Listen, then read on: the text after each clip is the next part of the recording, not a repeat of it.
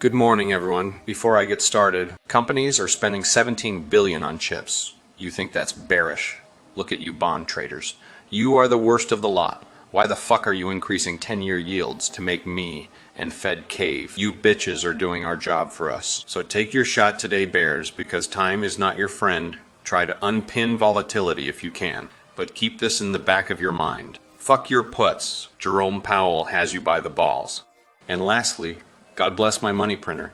Welcome everybody to the Daily Recap Show where we talk about stocks and the financial markets. My name is Chase. If you like this video, please subscribe, hit that notification bell as well as the like button and leave a comment for the algorithm. Let's get into it. This is the daily heat map of the S&P 500 and a very red day, a bifurcated market. We saw red in the big names: Tesla, Amazon, Meta, Google, Apple, Microsoft, Nvidia. They led the charge lower. Some of them were very red. Meta down 3.51%, and we saw constructive action in defensive sectors. Telecom services very green. That's a defensive sector. Real estate was green on the back of economic data we got, and then utilities a defensive sector here in the green. We also saw certain parts of the consumer defensive space in the green. Really goes to show the type of market we're seeing right now. It was a pretty red day for cyclicals, really good for defensives, except for those that reported earnings. Tesla was up 5% in extended hours after it reported earnings per share of 0.72, well above Wall Street's estimate of 60 cents. While Tesla's quarterly revenue came in below expectations, it was a slight miss, and there was a lot of positive momentum with regards to guidance. That's why the stock was up 5%, and this probably means the stock will go to 250 into the next quarterly results. So well done, Tesla shareholders. Coca-Cola reported earnings. They were down 2%. They reported earnings before the bell and they beat expectations on the top line and the bottom line. However, guidance was not that great. And Starbucks actually reported their results early yesterday in the close. They were up 0.63% today, but down as much as 3% here in early morning trade. They suspended 2025 guidance. Their results were very mixed, but they actually raised their dividend, and that's why we actually saw the momentum from these lows into the end of the day. Although I wouldn't call Starbucks earnings constructive at all. The management team has a lot of work to do. Looking at the overall sector analysis, XLU and XLRE, so utilities and real estate, were the best performing sectors. Both sectors generating huge alpha, up 1% each. Very constructive. We just saw constructive price action in financials, staples, and industrials. They were only down marginally today compared to the S&P 500 that was down 0.92%. This was led by flows in XLK, which was down 1.14%, technology, consumer discretionary, although with Tesla's earnings, this is probably going to be different tomorrow, and then the XLC, communication services, Meta, and Google. So the Magnificent Seven names, these high-flying tech stocks, these growth names really weighed on the S&P 500. But the reason why, now we know why XLU rallied. It was a defensive sector, and the market's really going to position itself into defensive sectors, especially leading up into the election and with the volatility that does come in the end of October. However, real estate, despite rising yields in the last couple of weeks and today, was up 1%, and this was mostly on the back of housing data. Existing home sales came in at Wall Street's expectations. Now, this is really constructive despite the fact that yields are up 50 to 60 basis points in the last couple of weeks. You think that this number was actually going to miss expectations. It did not, and that's why real estate was very constructive today. However, looking at the broad market, it was just a sell-off in growth, core, and value. Real estate and XLU utilities couldn't hold up the overall market. However, in the value space, we did see relative outperformance, especially to the downside, relative to core, relative to growth, but really it was just a sell equities today, and this really started to show in market breadth. We saw deterioration yesterday in the 5-day moving average. This has now seeped into the 20-day moving average, so the shorter term averages showing real weakness, and now we have to see, are the medium term and longer term averages going to hold in there, or are we going to start to see deterioration in these? The 50-day moving average sitting at 52.76%. If we have another couple of down days or a significant down day in the mega caps like we did today, we could really really see this fall below the 50% mark, that's when things really get ugly. And that's when like trend following algos and CTAs start to kick in, especially when we lose the 50-day, and then things can get really ugly. Now we are still in October. This is a volatile month in an election year, and we do have the election looming. Every day we get closer to the election, we do see a little bit of volatility. So guys, if the market falls anywhere from 100 to 150 points from today into the election, don't be surprised. That's just typical October and election seasonality and volatility. But I do think you want to buy the dip, because when you look at everything in aggregate, earnings are looking very, very solid this earnings season, and the longer term trend is clearly to the upside. It's really hard to lose the 150 and 200 moving average. So the trend is still up. You just want to buy any dips we do get in this market. However, yields are really starting to affect stocks overall. Yields were up another 1.1% today in the 2-year yield. The 10-year yield and 30-year yield gained. The 10-year yield now at 4.2%. The 30-year yield above the 4.5% range. And that's the type of price action you don't want to see, because it's just competition for stocks, both in the yield factor and the higher cost of capital. And as a result, the dollar rises when yields rise too. And that's weighing on the mega cap names, weighing on these large cap, mid cap stocks with large international diversified revenue streams. It just means that their foreign dollars equate to less dollars on the income statement and on the balance sheet in aggregate. We saw commodities take a backseat. Gold was down 1.2%, silver down 3%, crude down 1%, Bitcoin down 1.5%. And that was on the back of just stronger dollar, higher yields, and I guess just somewhat of a flight to safety, flight to defensives. The S&P 500 was down 0.92% today. The NASDAQ down 1.55%, a very ugly day. The IWM kind of hanging in there, down 0.91%, but we are seeing upbeat action in the after hours on the back of Tesla's earnings. That's an $800 billion stock, reported great earnings, up 5% in the after hours, and that's really going to lift the technology space, as well as all automakers, electric car makers, etc. The RSP and mid caps actually really outperformed today. The RSP only down 0.33% in the context of the S&P 500 being down nearly 1%. Mid caps, very similar thing to the RSP. And then volatility, or the VIX, actually rose up 5% today. So we're balancing between that 18 and 19 mark in the VIX. However, guys, a very ugly day for equities, a very ugly day for commodities, a very ugly day for bonds. Really, the only thing that was a winner today was like the dollar. Things, guys, starting to unravel. Yeah, in the S&P 500, we did actually touch below negative gamma a little bit. We did see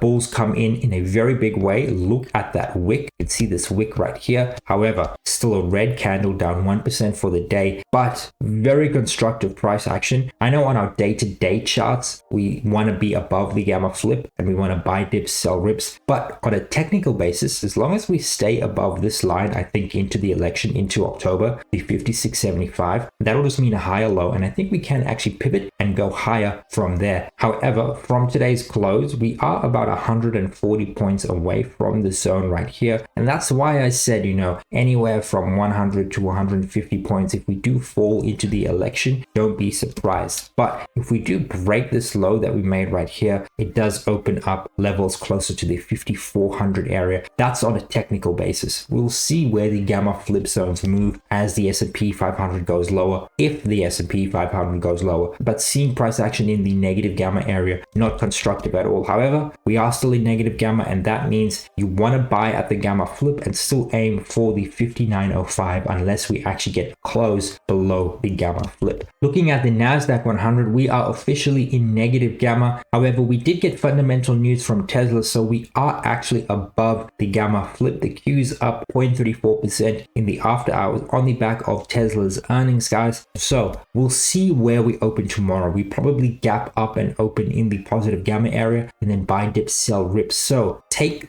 today's close with a grain of salt, because we are in earnings season and that can really move the market regardless of what the options market is pricing in, because at the end of the day, when you look really long term, the fundamentals is what really drives the market above and beyond anything else. It's fundamentals first, especially in the really long term. So follow the process process, and that's you want to be buyers of dips above the 20,100 area, aiming for this level, but to the downside, aiming for 19,600 if we do fall into positive gamma. Again, like the S&P 500 though, on a technical basis, as long as we remain above this 19,600 area, we can then actually look to buy a higher low and look to all-time highs into the end of the year, as long as we hold this area. I mean, the put support is right on this area. If it does move down, I would still consider the 19,600 area as that technical zone that we really want to hold into the end of the year. Looking at the RTY, we're officially negative gamma, and you see this negative gamma price action where you sell into weakness, buying to strength. If we just go on the 1-day chart, look at the volatility we see. This is the type of stuff you see negative gamma. You just see like massive downward moves and then sharp upward moves. You can see dealers selling into weakness, right? And then buying into strength. Very volatile price action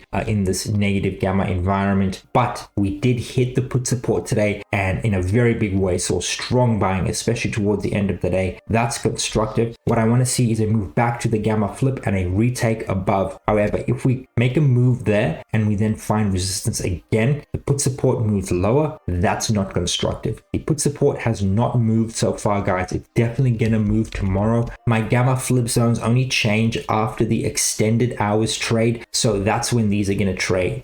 So that's when we're gonna see the gamma flip move lower and the put support move lower in the RTY. I don't think we're gonna see that for the S&P 500 and the Nasdaq 100, but I will keep you guys updated as to what happens. I might post the levels on my Twitter, so go ahead, follow me on Twitter so you don't miss a beat. But all in all, guys, equities are approaching very, very key levels that the market really needs to hold now into the election. We definitely are seeing buyers. Buyers are buying the dip. Look at the RSP. You see these wicks? This is buyers coming in, buying these dips, looking for an end of year run. We saw the same in the S&P 500, the Nasdaq 100, even stuff like the RTY. So there are buyers, guys. It's just that sellers are overwhelming buyers, especially in the early morning trade, especially because they do have some tailwinds behind them. Sellers, that is, stuff like the dollar rising, yields rising. So there is a little bit of competition for stocks, especially in stuff like commodities. Did we see some dip buying in gold today? No, we did not. Although this is a CFD future, so take it with a grain of salt. But year to date, gold looks very, very strong, guys. And I was saying for a while, I think gold's going to trade in this range, but we've broken out. So I think if we pull back to this 2680, we hold here and then continue to move higher, that would be trend continuation for gold. That would be very, very constructive. But gold looking very, very strong. And even as we cut rates, I think gold's going to do very, very well into 2025, 2026. And you definitely want a position in commodities. But guys, you know the plan right now. Equity seeing a bit of weakness, and until we actually see yields ease and get past the election, expect further volatility. Guys, looking at sentiment, this is CNN's Fear and Greed Index. Right now, we're sitting at the 70 level. We actually have seen a bit of a tick down. This was teetering at the end of last week between greed, extreme greed.